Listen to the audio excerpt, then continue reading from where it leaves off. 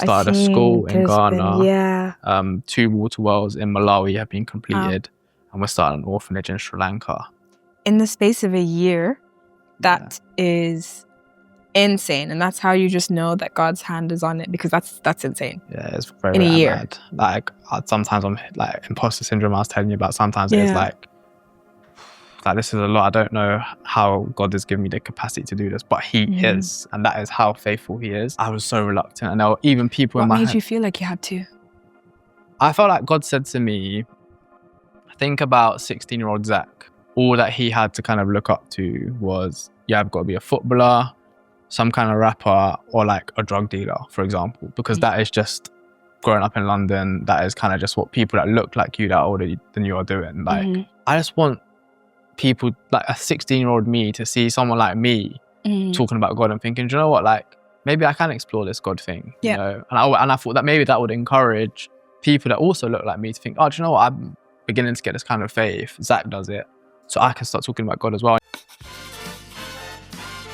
Hi, my loves, and welcome to Outfit of the Day. You know, I've always got you guys with the modest fashion inspo. So this set is from ASOS. It's really, really cute. I love it. I think it's adorbs. This bag is also from ASOS, and these boots, I got them a few years ago. They're from PLT. I love this outfit. I think it's so perfect for the weather. And yeah, this is my outfit. Let me know what you guys think in the comments below, and let's get straight into the rest of the episode. Hi, and welcome back to the Io Fierce Show. I'm your host, Io Fierce, and today I have a very, very special guest on the show. I have Zack. Welcome. Hello. How are you today? I'm good. How are you? Good. So, can you introduce yourself? I'm 26. I'm from London. I run a charity, talk about God a bit, and that's me. I have you on today because I absolutely love what you do. You know, spreading the gospel online, your charity work. You've been doing some amazing, amazing things. So can you please tell me about what you do? I started talking about God online. When was this? Maybe the end of 2023, early 2024. Okay. I think I found you last year, maybe start this year. I seen you on TikTok and I was like, yeah, this is some good stuff. Yeah. It's all God, really. I'm just kind of winging it, but winging it with God is what I always say. But yeah, I started talking about God reluctantly. Didn't really want to do it. So why reluctantly? To be fair, I think most people who do start to talk about God, they never want to do it at first. Yeah. I remember when I started talking about God, it was like my worst. I would post and I would throw my phone away, and it'd feel like my whole world is coming to an end. Like the scariest thing ever. 100%. I always try to think of myself like kind of cool. And I used to think of like evangelist as like, I don't want to be like that weird guy that's just always talking about God, but I don't know. It just one day I just decided, you know what, I'm going to talk about God because it's just on my heart to do it now. And I started talking about Him, and the response to like the first time I ever did it was like God's way of saying, you have to continue doing this. What was that response? It was I just couldn't believe how many people needed to hear it, you know. And back then, when I first started, there wasn't as many people talking online about God as there are now. So where'd you say 2023? Like end of 2023. Like now there's a lot of people that talk about God online, and there's a revival, and it's amazing to see. But I kind of done it like, I feel like I have to do this kind of thing. And like, it was like, I was so reluctant. And there were even people in my head. What made you feel like you had to?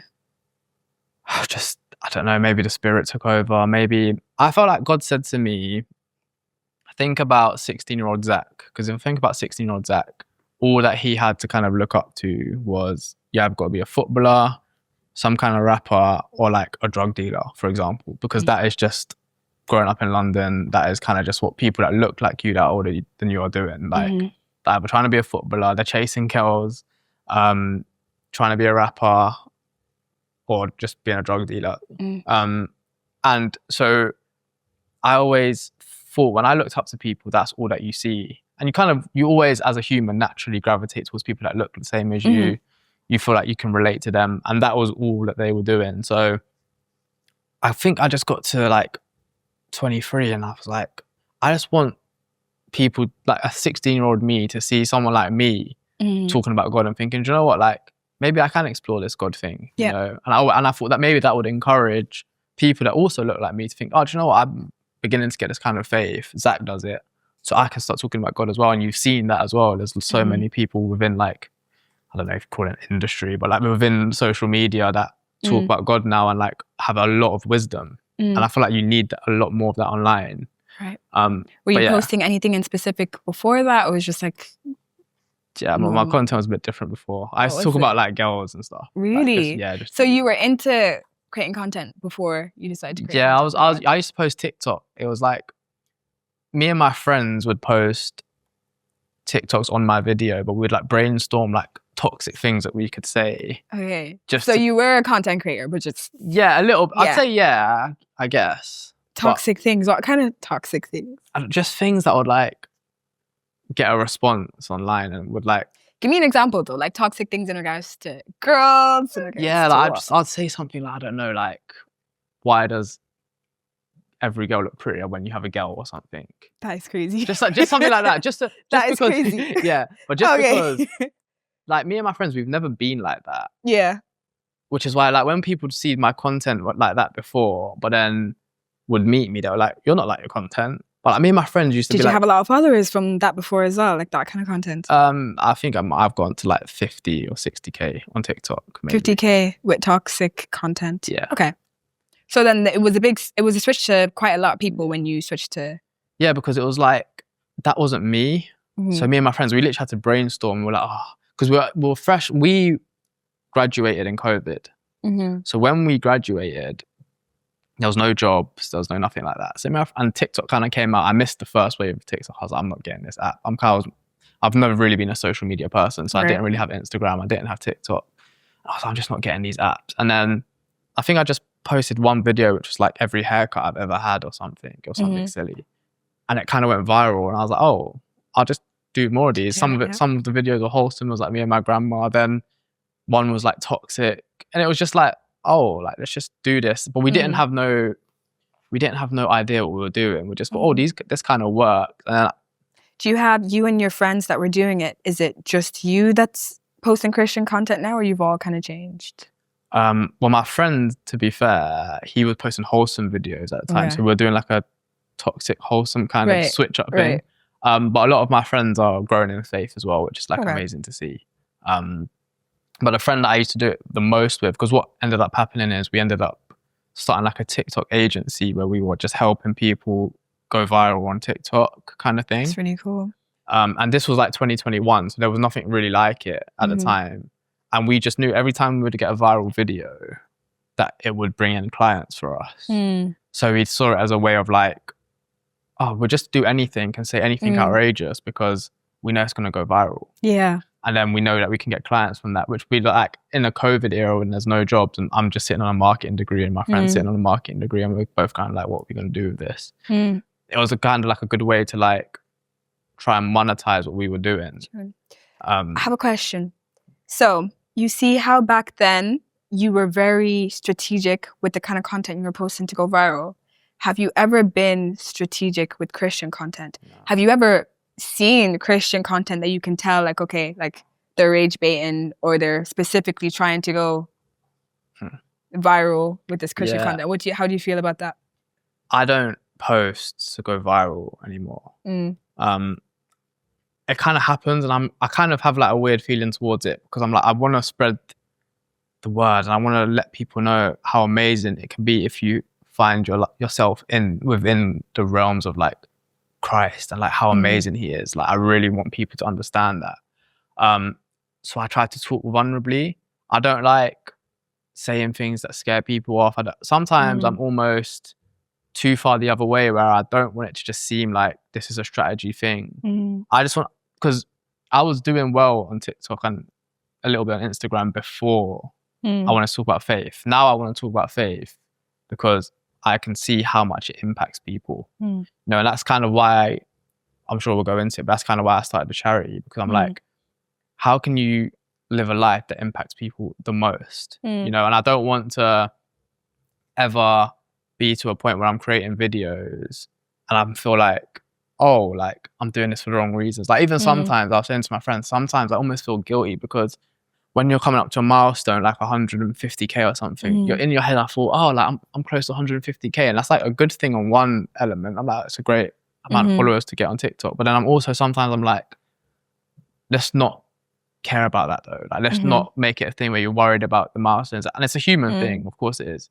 It's really hard. But one thing I would say is that with your kind of content, you've never done it to make money. It's not like your full-time thing. I feel like for me, when I started, I've been doing content for a few years and it's been like full-time. That's my income. So yes, I talk about Jesus, but I also got to make money. And sometimes I do feel really guilty in that aspect as well, because it's like, okay, I can't completely be, unless I wanted to sacrifice my income and go get a 9 to 5, which is like fine, but it's just not what I think that I'm called to do right now. So you do kind of feel guilty. Have you ever seen content, Christian content, that you're like, okay, this is a little bit crazy? Yeah, I do. Sometimes I see it and I'm like, I'm not sure.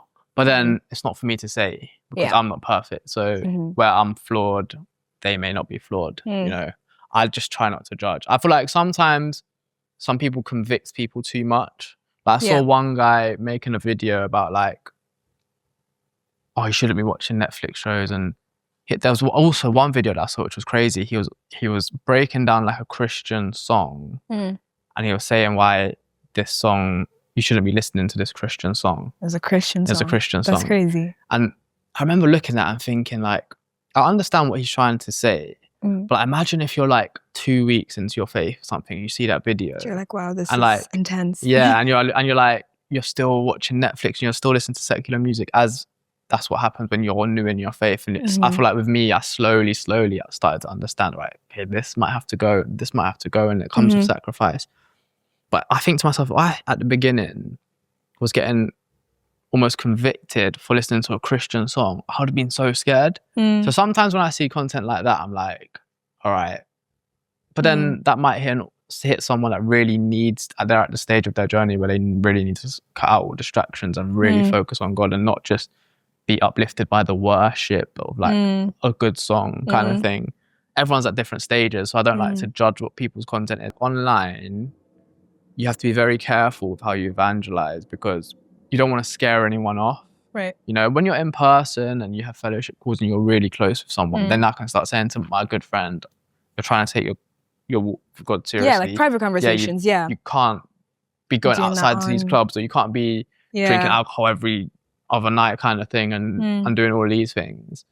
So I don't mind like that kind of talking to people honestly like that, but I feel like online you have to be very careful, because you can get yourself to a place when you're like, you're just scaring everyone off, and that is not how Jesus loves. Like Jesus is very graceful, and we shouldn't take that grace for granted. Of course we shouldn't, but we also have to lead like how Jesus would lead. Exactly. And I think that is why I try to be more vulnerable with my content. I think I really, really love your form of content. I'm very passionate about mental health and how people take things in and how people feel. And I feel like, first of all, the whole concept of Jesus loving us and grace and what he's done for us is very hard for us to grasp in general. It's hard to understand that God loves you for nothing, like not in exchange of anything. So I feel like sometimes when there's a lot of content out there talking about like dying to your flesh, sacrifice, all this kind of stuff, sometimes it pushes people to believe that for God to love me, I have to not be sinning, I have to be like this, not be listening to secular music, I have to do all this kind of stuff to be loved and to be accepted by Christ. And especially as a beginner Christian, because that's what makes sense the most, you know. People can't grasp the concept of unconditional love. That's why I really like your content, because it pushes love a lot. Like, love is spoken about so much in the Bible, and we don't speak about it enough. We do not show that enough as Christians, and we can be very harsh and very intense and very judgmental. I know we speak about like righteous judgment. A lot of the times it's not righteous. Like, actually, it's not righteous at all. So it's very refreshing to see scriptural teachings, because every time you speak, you mention scripture. So it's not like you're just speaking out of your heart or what you feel. You're preaching the gospel, you're preaching Bible, and that's really great. When you started your walk with God, what do you think was your biggest sacrifice? That's a great question. I think your old life, in a way. Anything specific out of everything? I think just lustful desires. I think Mm. I'm quite lucky. I've never drank alcohol, and Mhm. I've never like tried any drugs or anything. Mhm. So like that is normally the one burden that people think, oh, like how am I gonna stop like the alcohol and the going out? And I've never really kind of enjoyed that. I've always been like very athletic. I've always kind of played sports, so Mhm. I've never really been into like the whole going out, Mhm. drugs, alcohol thing. But Mhm. I'm just a boy. Like lust is probably the biggest thing that I struggle with, and I still struggle with to this day. And I think it's just something that's you're just always battling against as like a man, Mhm. you know. And I speak to like pastors of the church a lot about it, and they just kind of say like, if you look around this church, every man is like dealing with lust in some kind of way. Mm.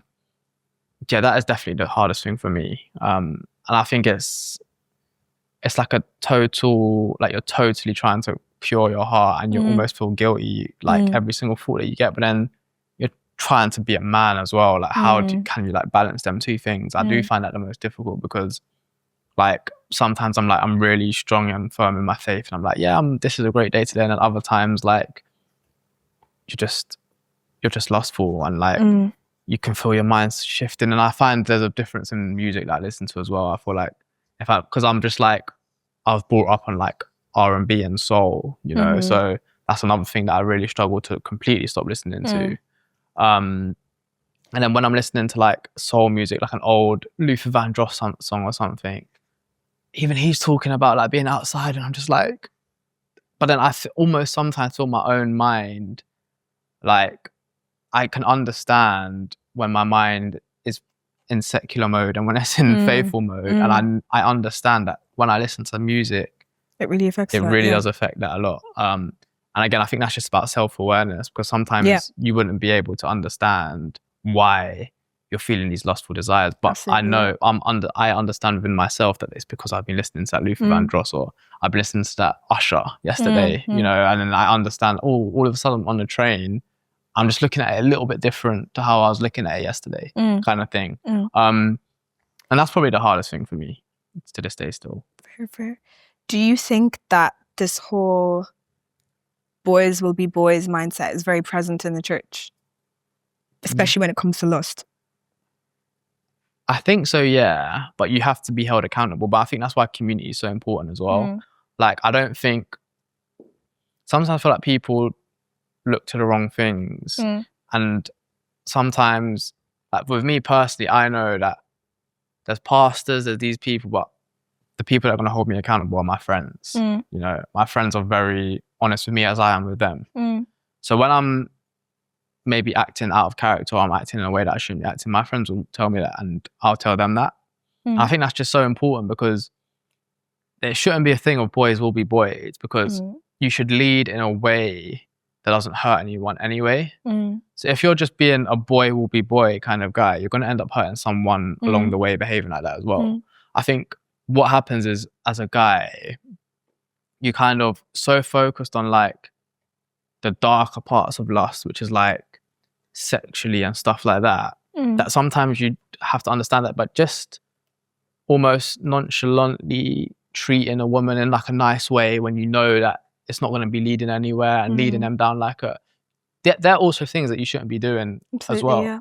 Because in that way, and like, I'm not saying this as someone that does this well, I'm just saying this as someone that's trying to understand how I can be better. Is sometimes I feel like, because the culture is, what you would hear is, oh, give it a go, or give it a chance. Like, go on like 5 or 6 dates, see if it turns out to something, which is like what culture tells you. But I'm almost on the mindset of like, unless you have like a deep feeling within you that this could be your person, I don't even think it's worth entertaining, because you have to be self-aware, and you have to understand, if you're going on 6 or 7 dates with someone and you're not even like 20% in, but you're seeing if it can go somewhere, then all of a sudden that person could be in a situation where they really think it can go somewhere, and then you have to let that person down. And I think that's where it kind of goes wrong in the church, is that sometimes like a Christian guy or girl, it could be vice versa, kind of thinks like, oh, I'm not gonna have sex with this person, or we're not gonna be doing 18 plus things, so I can kind of just see where it goes. But what you're also doing is you're also setting that person up for almost failure, because you kind of know in your heart it's not going anywhere, and you can kind of see. maybe that's just my perspective on it, but sometimes I feel like, Do you think Christian dating is a bit complicated? yeah, I think it can be nowadays? complicated. I think Christian dating It's can be complicated. a lot of rules. From what I've seen, I think that Christian men are very quick to make a woman feel less because she's not up to par. Let's say her prayer life isn't up to par, or maybe how she dresses isn't exactly how it is, and it's almost a thing now where it's like in the Christian community, men are the prize, and it's like, okay, I'm nitpicking, like, okay, like I can't be with her because of this, I can't be with her because of this, but then women are taught to like compromise and be like, okay, like he may not be this now, but he's gonna be. So men are now like, okay, no, I can't compromise, but then on the opposite side, it's like, okay, we can see how things go. What do you think? I'm not the best person to ask because I just don't really entertain anything really. Since I've been in faith, I haven't really dated? I haven't dated really. No, I haven't really gone near women really. Back to lust. Back to yeah, I think. Do you think that so what to you is like, okay, yeah, this woman is being provocative and she's trying to lead me to lust. What to you is like, okay, like she's crossing the line? I think you get it in different ways. Like sometimes I'm crossing the line in my brain. You know, sometimes I'm the person. I don't want to put this all on, like, women can be. I feel like some women are very out there and they're very, even like Christian women, I like that as well. Like, I get crazy questions sometimes in my DM. Questions or like crazy questions. Like one person DM me once, like, you wait until marriage? Question mark. And I was like thinking, are you like, serious? Yeah, I was like, what kind of question is that? Like, I'm just and you've got like proverbs in your bio. Or yeah, something. Well, that doesn't mean anything. Yeah, I know, but I'm just like, what's going on here? Like, what's actually going on here? But it's the same with me as well. Like, I don't know. Sometimes, like, I feel like I'm a little bit cheeky. I'm just like flirty as a person anyway. And I feel like sometimes I can almost like do that without thinking because I have an attraction kind of thing. And then I start to realize it maybe a bit later. I'm like, oh wait, Zack, like calm down a bit. Because I feel like as a man, you always have to understand like what you are as well. I feel like women that are looking for something, sometimes they can try and fit someone into the mold of what they're looking for. So if That's true. So if I'm like being extra flirty and just being like cheeky Zack, I'm thinking, oh, I can get away with this, like being cheeky Zack. Like all of a sudden, I'm like, wait, but this person might be thinking, oh, like Zack could actually be my person now, or this, that, and the other. Because I think that's how it goes in like faith relationships. All of a sudden, like you see a few things that you like, and you're just like, oh, like this could be my person. Yeah. Again, I'm not really talking from too much experience, just because I don't really date. Like, I haven't really done it since I've been in faith. Like, I'm almost... Is there a specific reason? Do you feel like you just wanted to get to know God better before you ever go back into that? Or you just haven't found your person? I've got a few reasons. I feel like in my life, I've probably got like... I said the other day, I've got like maybe 1.5 women I say that I really, really, really liked. There's one that's like, it was definitely yes, like, in my mind. And there was one that I don't like to just brush over it because it's something that happened, but it wasn't as much as the second time. So I feel bad completely discarding it, but it's not what it was once. Yeah. But yeah, I just met this girl once, and like in my mind, I was just like, it's her. Like, it has to be her. Yes, I'm sure. Was this while you had rededicated your life? Yeah, this was like in faith, but it didn't work out for whatever reason. But I feel like if I don't feel something similar to that again, and like there's been a few occasions where I'm like, oh, like it could be someone like that. But I feel like if I don't feel what I felt in, like, it was very early on. I almost felt like when I saw her, I was like, it's her. Like, before I even spoke to her. And then... So why did you feel that? Was that just... Do you think that was lust, or was that attraction? Or like, how do you feel like someone is your person when you haven't spoken to them? It wasn't like attraction. That's what threw me off. Obsession? but like it was like before I even had spoken to them. It was like a thing where something in me said, like, just yes. I just felt like. Was there something that you've seen in this person like that was just like, okay, this is what I'm attracted to, or was it just purely physical? See, I feel like when you say it's physical, you're going off of like good looks or like your attraction to them. But I wouldn't say it was like an attraction where it's like any difference, any other attraction that you kind of feel like just being a human walking down the road. It was almost like something from like within kind of said, it's her. And I learned a lot of lessons from her. So maybe that was God saying like, you have to go and learn that lesson there. Yeah. But my thinking is it was almost like, I was like, straight away I was like, whoa, kind of thing. And then as I got to know her, it was like more whoas kind of thing. Like whoas in a good way? Yeah, like good like whoas. Like, wow, like we get on a lot. And like, we talk very easily. And it's like, and it was almost like a thing where we wasn't sure if it was going to work. So it was like kind of tough from the beginning. We don't have to go into it. It's not like a crazy, but the point that I make when I say that is that person in my life, that person is gone. It's like not an issue, like whatever. People come, people go, that's how it is. And what people often say is like, do you feel like you're over that situation? I'm like, yeah, like I'm over the situation. What scares me is I have to feel like I feel that feeling again to almost justify speaking to that woman. Because for me, I don't imagine like if there's this amazing female that's in front of me that I'm like, it could be her kind of thing. And then I kind of give it a go for 6 months. And then I have to completely hurt that person because I'm not feeling it anymore, or that kind of spark that I had initially wore off. I feel like when it comes to love and stuff, I've learned in my walk with God that love is great. Love is not enough. I won't be with somebody based off of love. Compatibility 100%. Is really important. And I may not feel when I meet my person that like, oh my God, like I love this person, like I'm obsessed with this person. And I may see compatibility first before I see love. But I think that's just me being more mature now. So I think it's hard because I used to think like that as well and be like, okay, when I meet my person, I'm going to feel fireworks, butterflies in my belly and all that. But I feel like God's just really taught me that that's just not. But do you know what it is that scares me? It's not almost like it wasn't fireworks. It was just like, yes. That's like the only way that it wasn't like amazing screaming. All I could feel was that my body was just saying, like my heart, my soul was just saying yes. Like it was a very calm, like, yes, like, yes.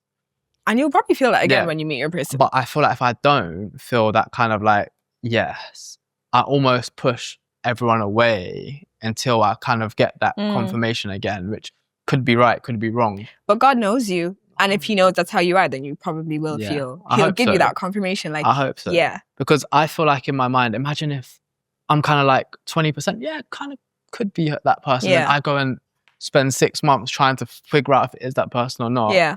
And then when I find out it isn't, then I have to like let that person down and hurt them. And I don't want to be in a situation where I make anyone sad. Again, we're human beings. There's going to be situations where you make people sad, of course. But if I can avoid it, I will. And I feel like unless I get that kind of feeling again where I'm like 100% yes.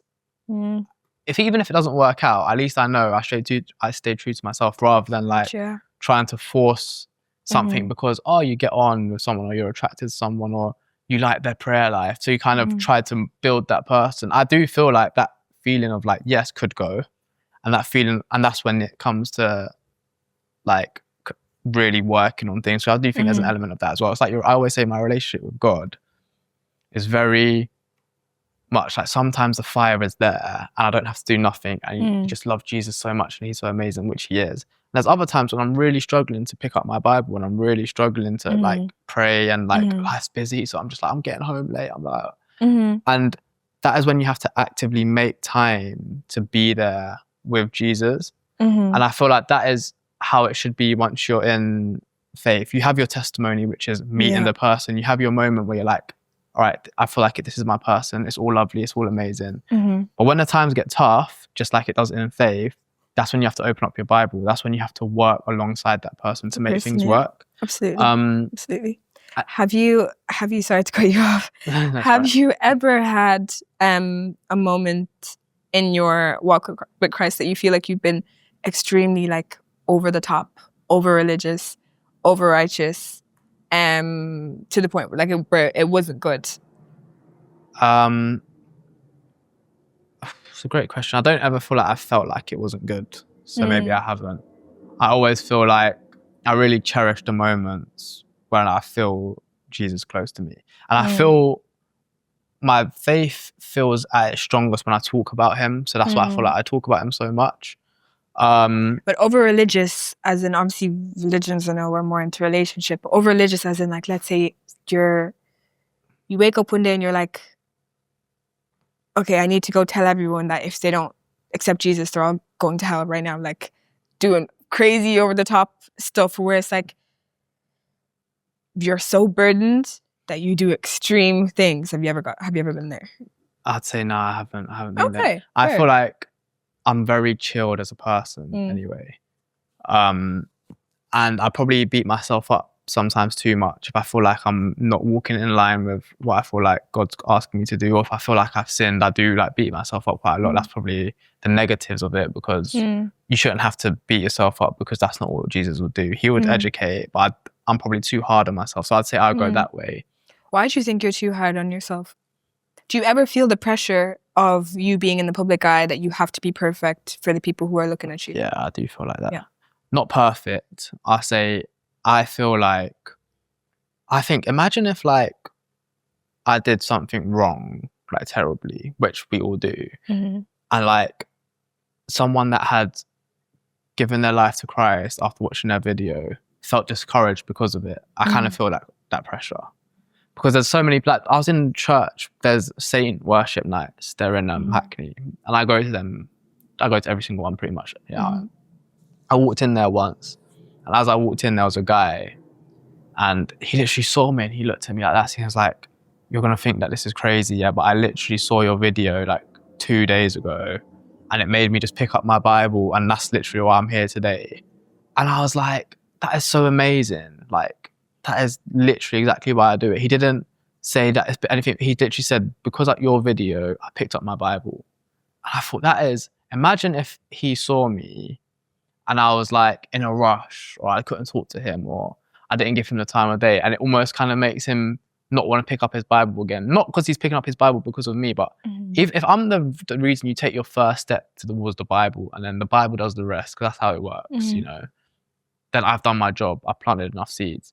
So I think to myself, like, imagine if that guy then saw me being rude or something. Again, I try not to be. So again, it's a lot of pressure though that you have on yourself. But I do think like, but people do think like that, especially at the beginning stages of their walk.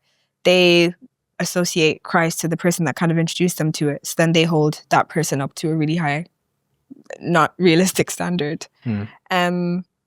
It is really scary. So what do you do? Do you have anything in place that kind of helps you not want to be so perfect and not put too much pressure on yourself? I think I just spend every day trying to be as good as I can, like trying to be gentle, trying to be polite to people, trying to give people the time of day.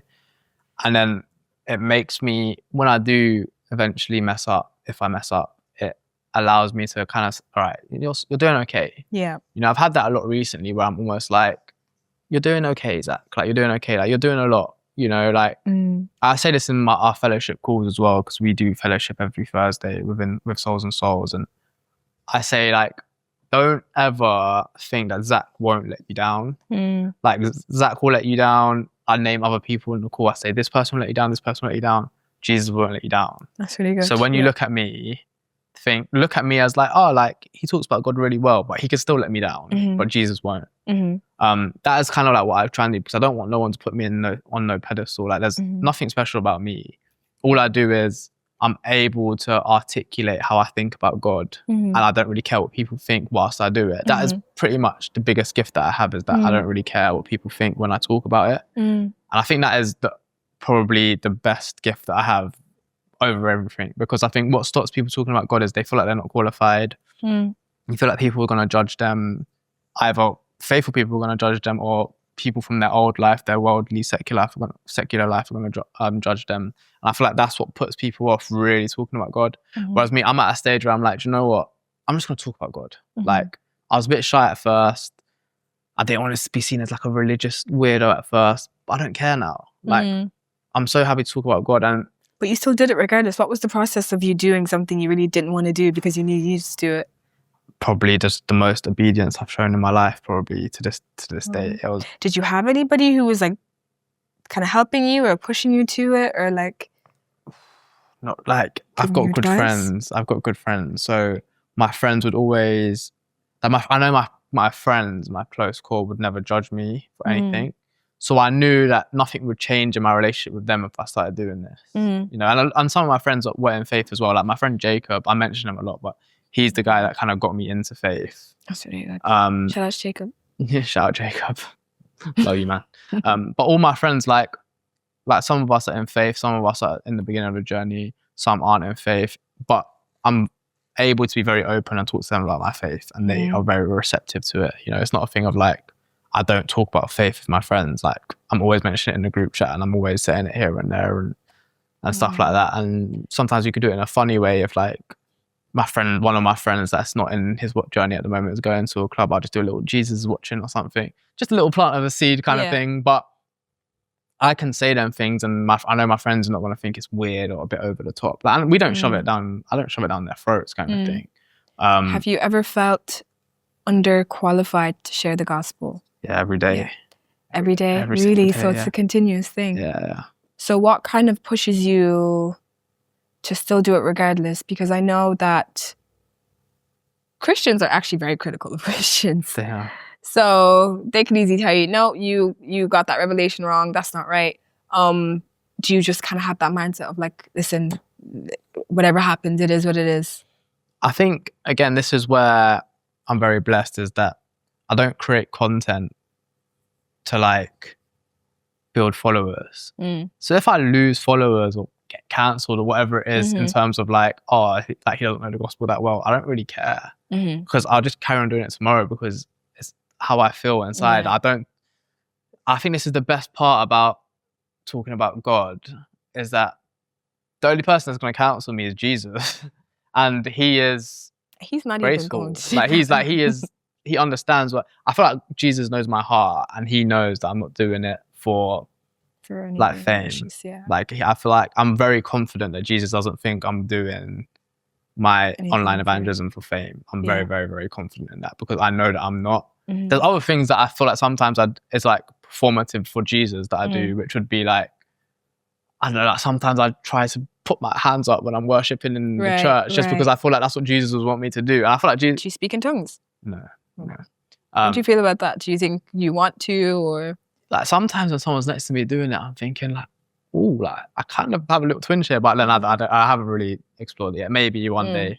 But yeah, like sometimes I'll do it like just to try and feel something. And I almost feel like Jesus watching me thinking it's performative, because sometimes I'm in the church and it hits me, and like the spirit kind of hits you, and then I'm just doing it, and I'm just like, no, this is real. Let's do it. But sometimes I'm like, oh, the pastor said, can you put your hands up? So I'm just there like, I just kind of just put my hands. I feel like that can be performative. I think it's very easy to get into performative Christianity as a content creator. I definitely got into it at some point. Sometimes you focus so much on how people see the Jesus in you rather than focusing actually on Jesus. And it's so easy to slip into. If you've ever got into that, like, how did you get out of it? What was kind of like your, I need to actually reel it in? Yeah, I'd say, I wouldn't say it's performative in a sense of like why I do it. I'd say, but sometimes, like, for example, I'll watch a video back and I won't say Jesus, I'll just say God. And I'll look back at that and I'm like, no, like, I don't feel right. I want to say Jesus, because I feel like God is so ambiguous. It's harder to say Jesus than God. Yeah, I've noticed that. It's like Jesus is like it's a heavy word. It's so like ambiguous to say God, and it's almost like anyone can watch that video, and if I don't say Isaiah or I don't say something from the Bible, then all of a sudden it can be ambiguous. I can just say God's kind of got you, and I've done like a few videos like that. before when I'm like, It can give off kind of motivational speaking yeah, rather than motivate, like, evangelizing. and now I don't mind doing an odd motivational video here and there because people need to hear you're gonna be okay, you know. But now, like you saying, I always try and back it up with scripture, always try and talk about scripture, because for me, I feel like I don't want to ever get to a stage where I feel like I'm doing what I feel like it's going to get views. Like, for example, like some people have said to me, why don't you, because talking videos don't really do well online. And people have said to me, like, why don't you do them videos where you like have like a compilation where you put like text over it and there's like a nice song in the background kind of thing. You know, people do them things like, oh, look how much Jesus has done in my life as the caption. And it's like a comp of like what they're doing in their life, and they're at the gym and they're on a run and they're like driving or whatever and they're hugging their mum. And like it's a wholesome video. And there's nothing wrong with them videos. If you want to post them videos. I promise Jesus is just happy that you're talking about him. Right. But for me, I feel like I don't want to do them videos because then I feel like that could be performative. Yeah. Because I know I cannot be bothered to sit there and edit up a video for 15 minutes. Yeah. I'm only doing that because I feel like it'll get more views. Whereas when I'm talking about God like I am now, this is like, I've not planned this. It's like every single one of my videos, I've never planned a video. What I do, my routine is on the train to work in the morning. It's like a 30-minute train. I'll read 1 or 2 chapters. I've got my accountability friends. So I send a little 2 chapters and then I'll have a book to support that. So I've done like 6 books now. So it's like Mere Christianity, Awe of God or something. I'll have a book that I'm kind of, Run Baby Run. I don't know if you've read that book. No, it's good. I'll send it to you after. It is the best book. It's about a guy called Nicky Cruz. He's basically sent from Puerto Rico to New York, I think, becomes like a gang member, becomes like a leader of a gang, and then when he's like 23 or something, he finds God and like completely changes his life around. Fab. But it's like an amazing book, like, and the stories Definitely send it to me. Yeah, like it's amazing. So, the burning question. Tell me about your charity. Souls and Souls. Yeah. It's changed my whole life, I think. Like, when was this founded? Almost like 1 year ago, basically. 1 year ago. And then what was your thought process behind it? Where did it come from? So I, as we spoke about, make these motivational videos, evangelize, talk about God, trying to encourage people that they're going to be okay, basically. God's got you kind of hype. What that came with, which I didn't expect, was a lot of lovely messages, but also a lot of people really struggling.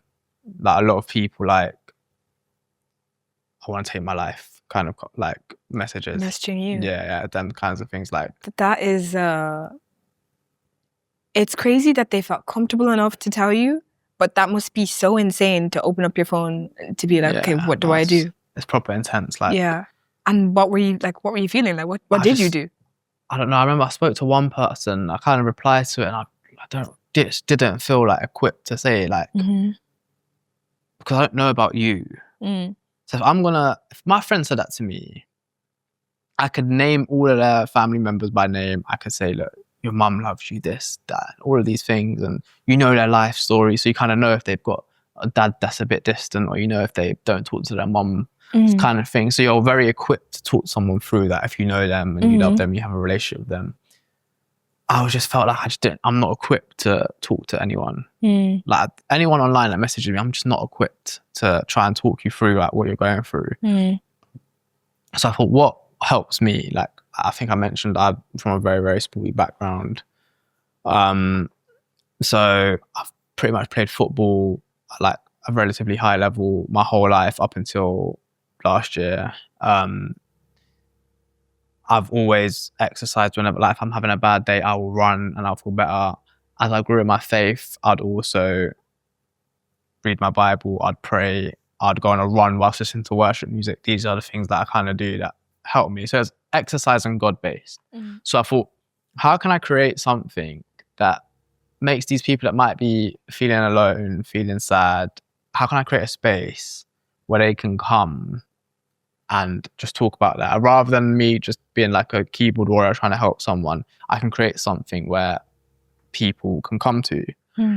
So I thought what's kind of popping at the moment was like run clubs. So I thought, let's just do like run clubs. Like let's do like a run club. We'll do it every once a week. We're going to run and see how it goes. After about 4 weeks, like 30 people come in every week. I was like, wow, this is growing quite fast. So that's been once a week for a year now.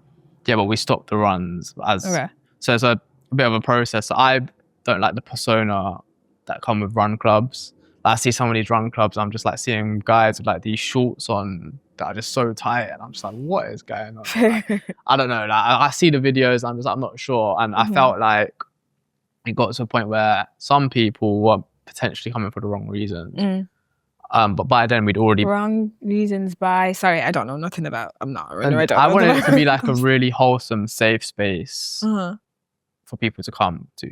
Like, especially the people that will come in at first were more people that will go, like, fighting battles.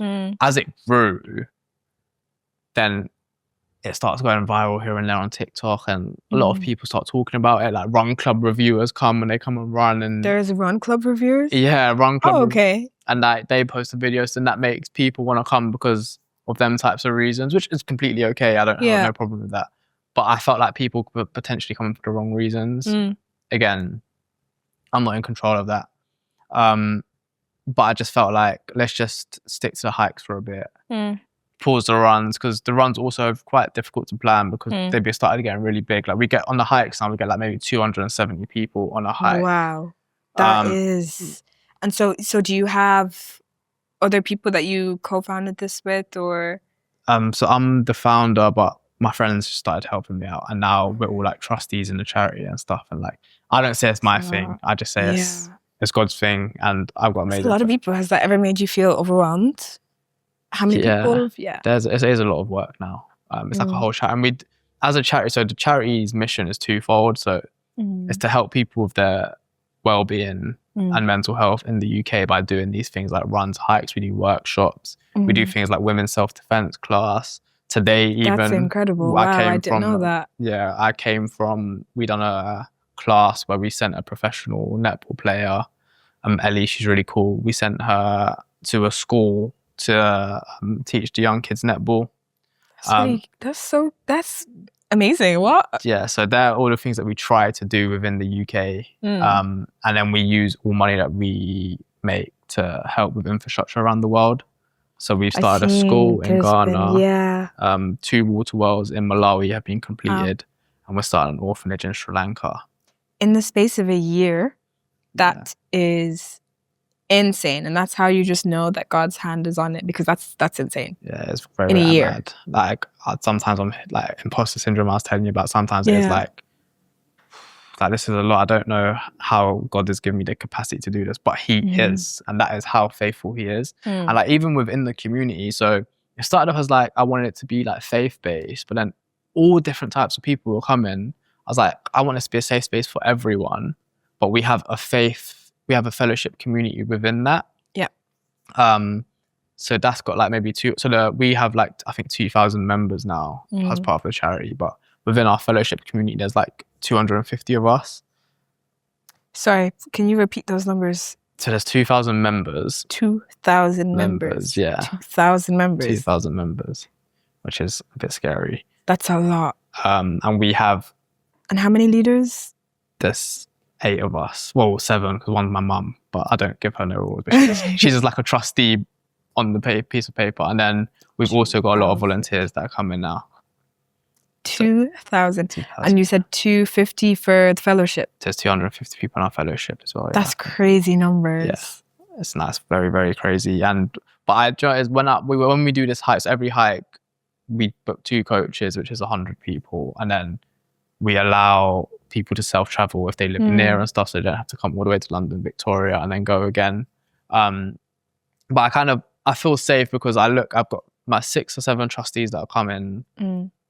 They're kind of spread out throughout the group of 200. And then we also have like a lot of people from the fellowship community that come as well. So I know that they're kind of dotted around as well. So it just feels like a safe space where like, but there's some really amazing conversations, and we have people from different faiths coming in. Like there are some amazing conversations that happen. So that's it is good. It is good. Like when you see, I'll show you the picture after. It's actually like insane to see that. So what's next now for Souls and Souls?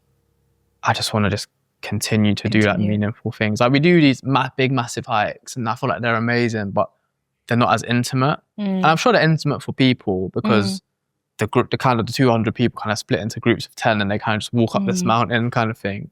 I actually need to come. I'm going to have to come one of these. Yeah. You can feel free to come. 100% you can come.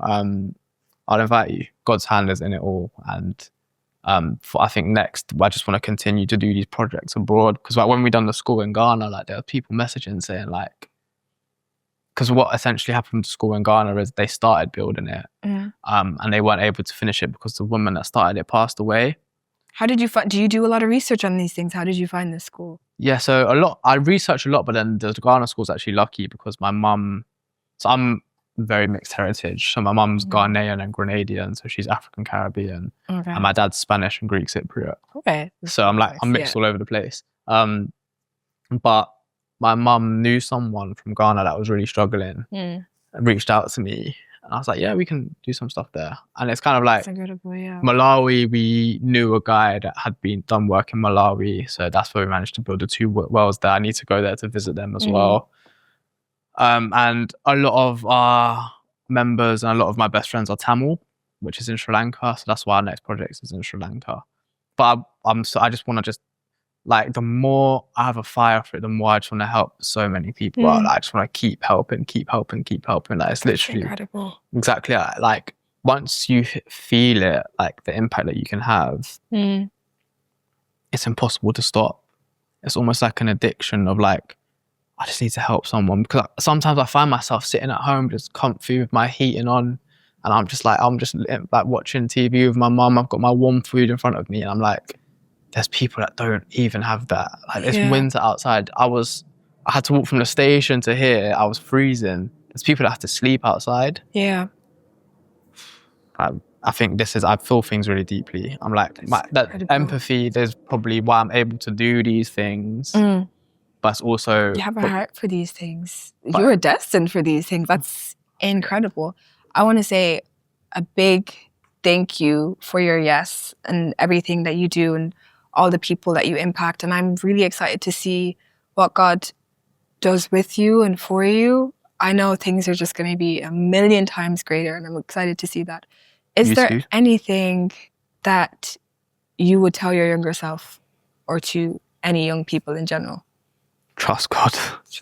Like, open your Bible, start finding out who Jesus is, man. Like, I always say, read the Old Testament, but read it in with New Testament eyes. And just learn everything about... Elaborate. What does that mean? Old Testament, New Testament eyes? Because I feel like sometimes you can read the Old Testament and there's some amazing stories in there, but you can also read it in a way of like David. I'm reading 2 Samuel at the moment. David's just going around killing everyone. Like, and I'm just like, it's in the Bible, but that man was just killing people. He's like, I took out this village, I took out this village, I took out this village. I was thinking, gosh. Like, this is what this man...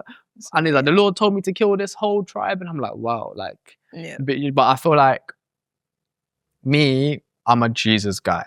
Like, Jesus is just...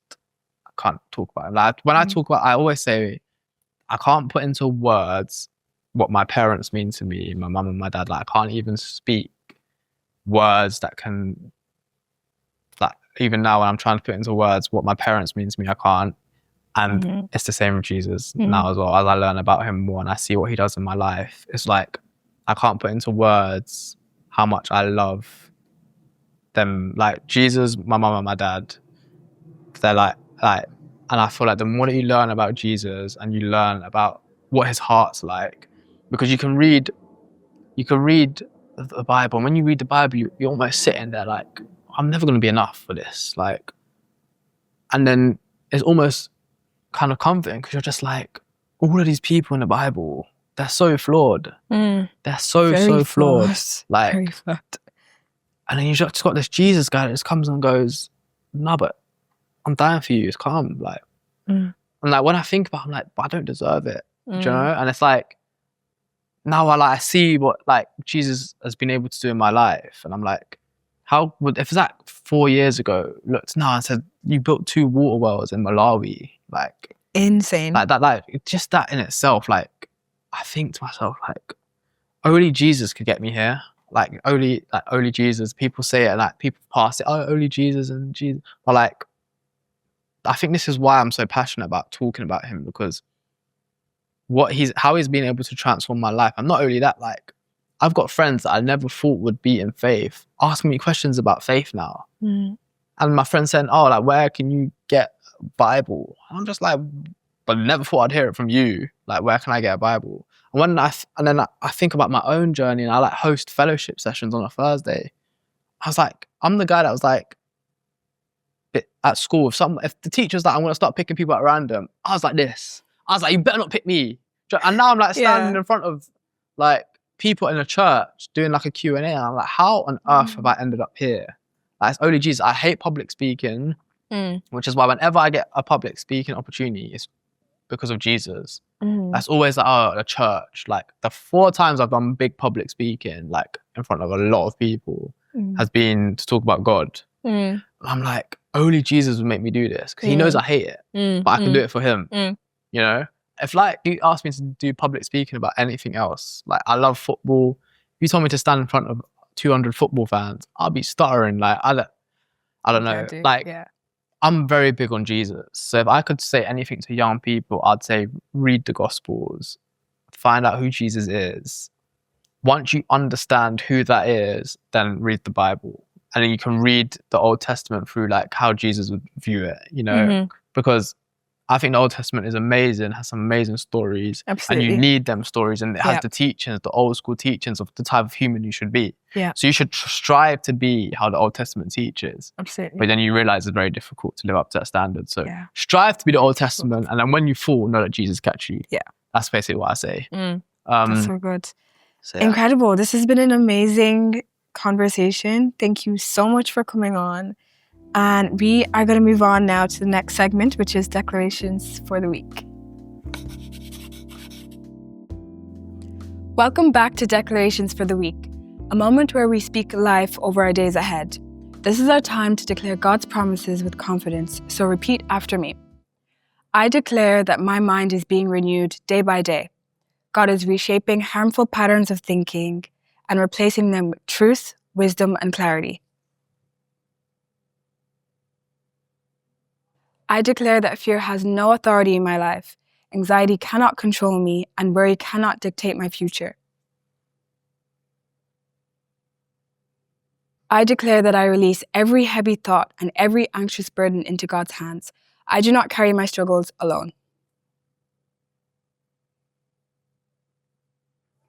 I declare that joy, God's joy, fills the deep places of my heart. Even in hard seasons, I am strengthened from within. I declare that I am never alone, not in my pain, not in my confusion, and not in my darkest moments. I declare that the peace of God surrounds my mind and settles my emotions. My thoughts are anchored in God's truth, not in fear or confusion. I declare that I am deeply and unconditionally loved by God. His love is not fragile, temporary, or dependent on my performance. It is everlasting. Well done. I feel like...